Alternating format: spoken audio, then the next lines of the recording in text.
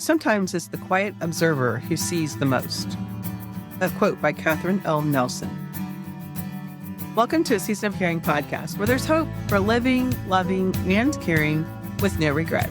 This is Rayna Neises, your host, and today's episode is brought to you by Content Magazine, a quarterly electronic magazine designed to help you find God in your caring season. Last week, we had the opportunity to talk with physical therapist Angie. I loved what she shared about being an observer or a detective in helping your loved one. Angie mentioned that when our loved one is having restrictions, that we oftentimes are zoned in on what they are trying to accomplish, and we swoop in and maybe take over rather than just support. I loved her example of if someone is unsteady and they're needing help going to the restroom, we have a tendency to do all the work for them, to take their pants down, to be able to direct them to where to sit, rather than to just help provide the stability that they need to be able to do that on their own. And that really got me thinking. I know part of the time with my dad, I really had to think carefully about what things were influencing his struggles. For example, we got to a point that getting him out of the bed in the mornings was quite a job. And I can't say that we solved the situation altogether, but I do know that we helped by bringing in some additional tools that maybe we never really thought about. I like to think of it as dealing with the problem, not the symptom. And in order to do that, you have to look at the symptom and really dig down and find out what might be the root of the problem. So my sister and I both enjoyed the house temperature much cooler than my dad and my aunt. We'll just put it that way, especially in the winter time. Being able to sleep in a cooler temperature with blankets and staying warm in that way, it just helped us sleep all night. And we found that my dad with an enlarged prostate would frequently get up in the middle of the night, but we also found that he was getting hot. So by taking that temperature down, he seemed to sleep better most of the night. The only problem was by bringing the temperature to a lower point when he was so much more sensitive to the temperature became a challenge in getting him up in the mornings. So we brought a space heater in. We began to encourage the caregivers to come in, turn that space heater on, and start to really warm the whole room. We knew that the bathroom definitely needed to be warmed up in order for him to be open to taking a shower. But it also got to a point that he needed some encouragement to get out of the bed. And so by creating a snug, warm environment outside the bed, it made taking those blankets off a lot less of a shock, and he was a lot more open to that. In fact, there were some mornings that he spent quite a while not wanting to get out of bed, and it actually got pretty toasty under those blankets with the heater on. So really kind of digging into what could be the root cause of some of the behaviors that you see can give you some ways to strategize and think. But in order to do that, you have to be a good observer. So I wanted to talk a little bit about being an observer, because in life today, we really don't do a lot of observing. And I found an interesting article on WikiHow, and it just talked about the steps to becoming a good observer. The first thing was understanding that there's a difference between observing and looking. And that might sound a little bit funny at first, but when we look at something, we're just taking it in. We're just we see it and it goes away. But when we're observing, we're really seeing and we're keeping it in mind, and we're really trying to find a meaning or a purpose. And observing can actually take practice. So taking some time to really start to pay closer attention. So the second step to becoming a good observer is being mindful of your surroundings, actually practicing mentally taking a picture of things and being able to pay closer attention to those surroundings. If you practice taking that mental picture, looking back on it and trying to remember, what did that person have on? What color was their hair? What color was their car? Any of those types of detail. You can do that by also taking a physical picture. So take that mental picture, think through the details that you see, take the physical picture and compare them. Or if you need a little help, beginning to think a little bit more critically by observing Then go ahead and take that physical picture and observe the picture, really looking for those details and paying close attention. I find that being a good observer helps to be visual.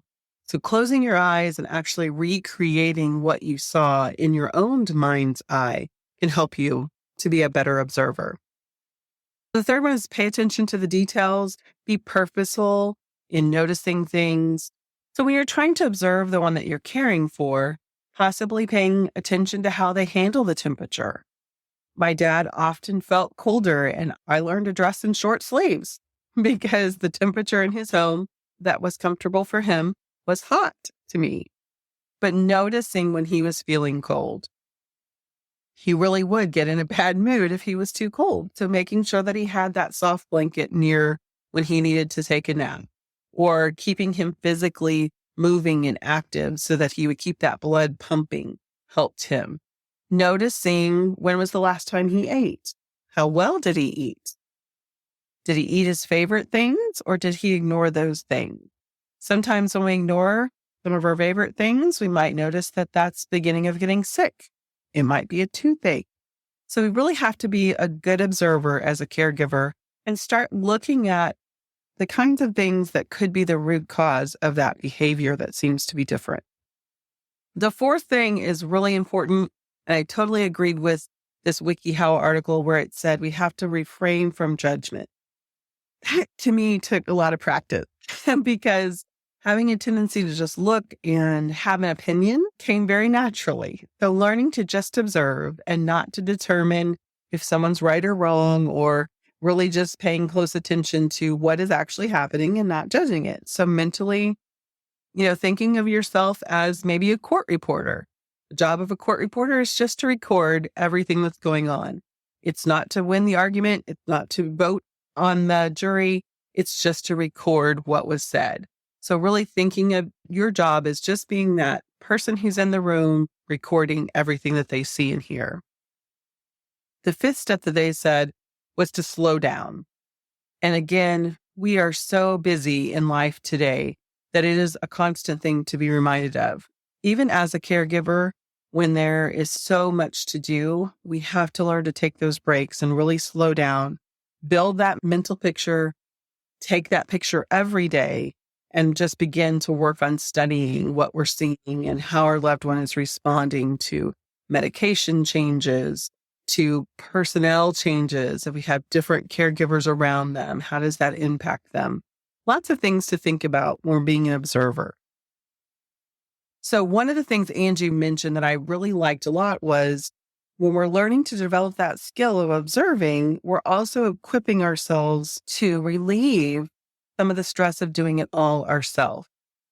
Letting the person that we're caring for do what they're able to do, offering the support as they need it, but not stepping in and taking over. And I think that is such an important point.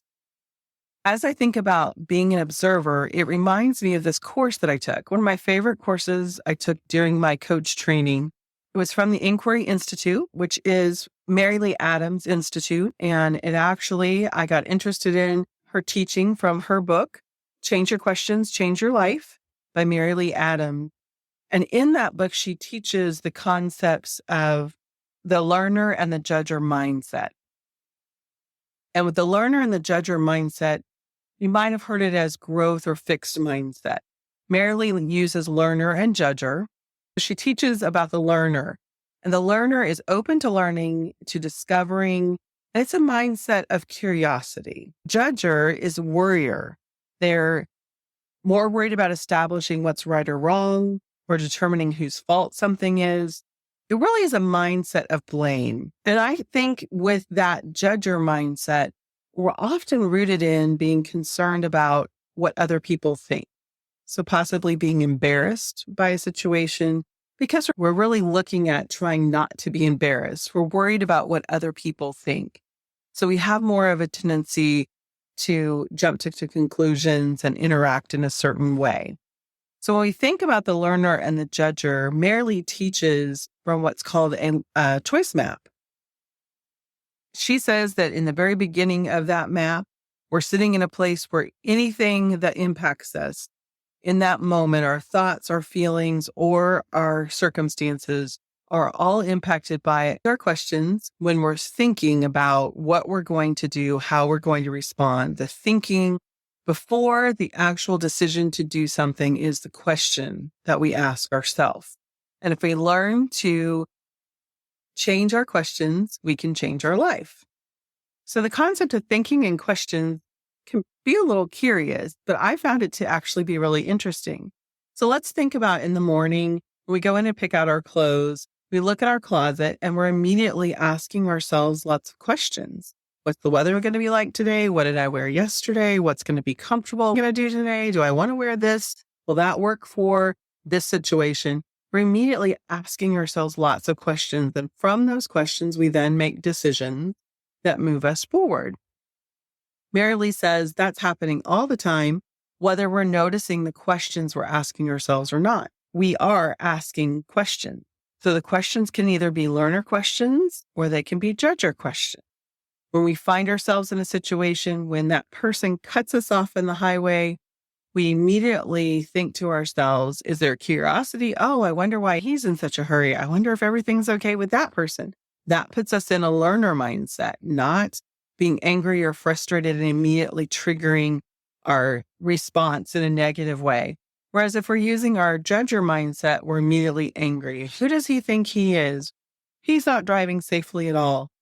We're putting ourselves in a place of judging, and that puts us into a place on the choice map, which leads to being stuck in a pretty negative place. And so when we think about learning how to observe our loved one and how to assist them best, learning to stay in that learner mindset can really change how we interact with them and how we support them.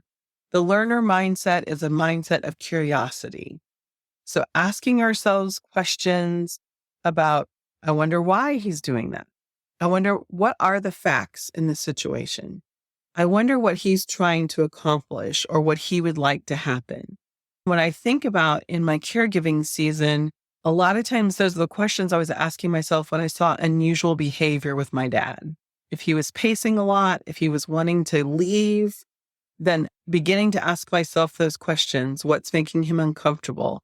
I wonder where he wants to go. Those questions so that I could support him in help to alleviate the stress that he's feeling or to help him accomplish what he's trying to accomplish. So as we think as family caregivers, how can we support that person that we're caring for? We ask the question.